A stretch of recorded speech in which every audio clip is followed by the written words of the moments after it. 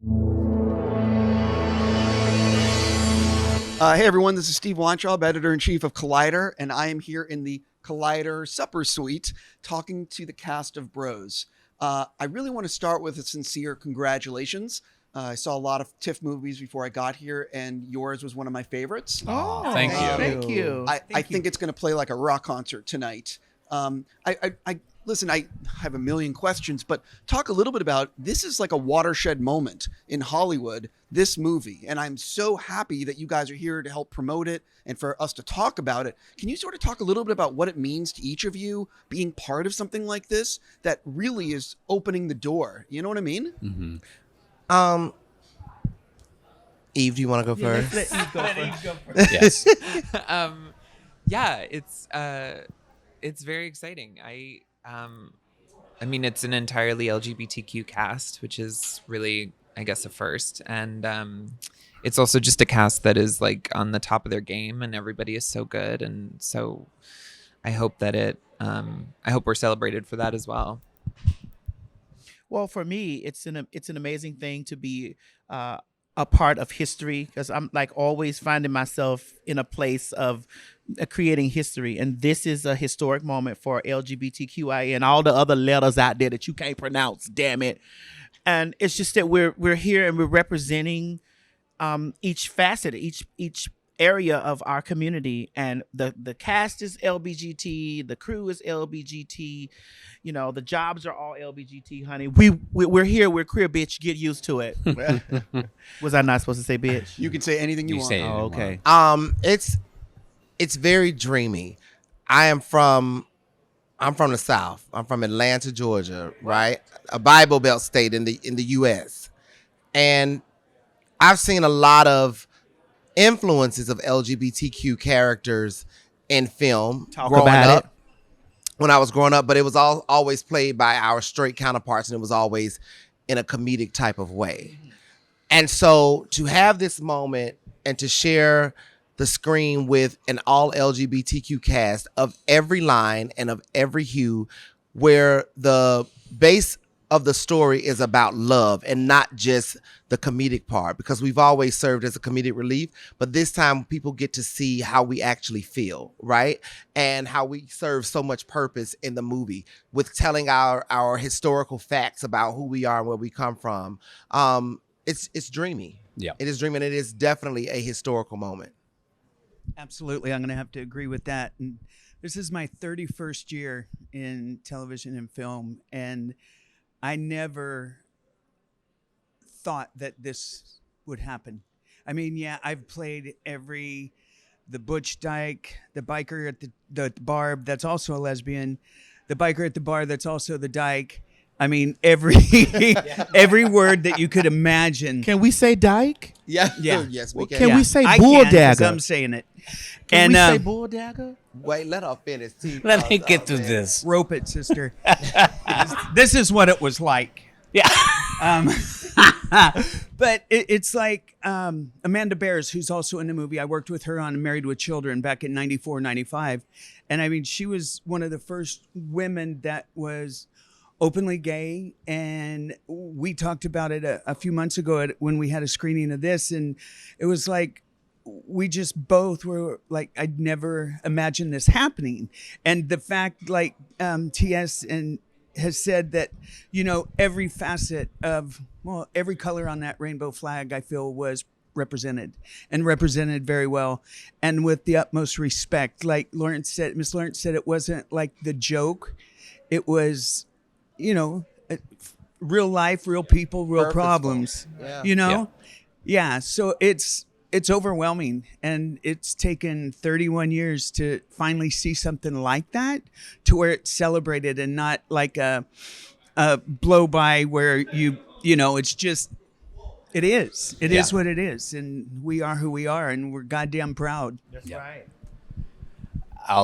I'll add to that, but they've already said it eloquently, but I do think that, you know, especially where we find ourselves today, you know, with lots of just a lot of people talking and very loud but not listening, and for us to be able to be up on that screen, but not just in as entertainment, but Billy and along with Nick found a way to put history into it and make it entertaining, but also just tell a story of love, which I think at the core root of it is all of us cheering on each other despite our differences and our fighting in the museum. We want the best for each other. So I think just on a grand scale, certainly with where we are as a country right now, beyond our borders, this is the type of movie that we need up on the screen to remind people just who we are and entertain. And I'm just drifting off, but we get it. We don't have to retake that. I think the most important thing, though, that for people to know or to understand is that this is just like a great movie that happens to have this diversity and talking, you know what I mean? Like, if this movie wasn't so good, I think it would be like, I just went off on a fucking rail there, but like, I'll edit that out. I'm just saying the movie's really good. And I think that's going to be the driving force of what gets people in the theater. It's a legitimately heartfelt and funny movie. And it's being done with authenticity and sincerity, you know? Yeah. And it feels like a very kind of classic romantic comedy, like New York, and, you know, there's all these great characters coming in and out. I mean, it feels like a romantic comedy we haven't seen in a while to me, you know. We've never seen a romantic comedy like this. Not from, honestly, never. You know, that again, one of the reasons I'm so happy you guys are here to talk about it. So you made this film, I believe, in like 34 days. Not a lot of time to film. Wasn't that many? Maybe it was less. I have no idea how many. But I'm always curious. So you're looking at the script, you know what's coming up. For each of you, what's like the night before? What was the night before during the shoot that you were the most in your head thinking about the next day's performance and what you needed to deliver on screen? Did that happen to you at all? Well, I want to answer that first. Okay, honey, the most important thing, I was like, bitch, don't fuck your lines up, girl, because everybody going to be looking at you. Don't fuck up them lines, girl. And so I was like... it's a mirror mantra. Yeah, and I went right in the boardroom and fucked up my lines.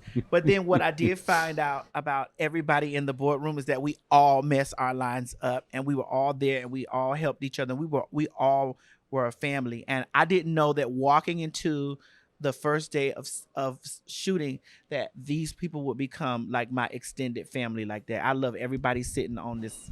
100%. Yeah. Like, really, for real.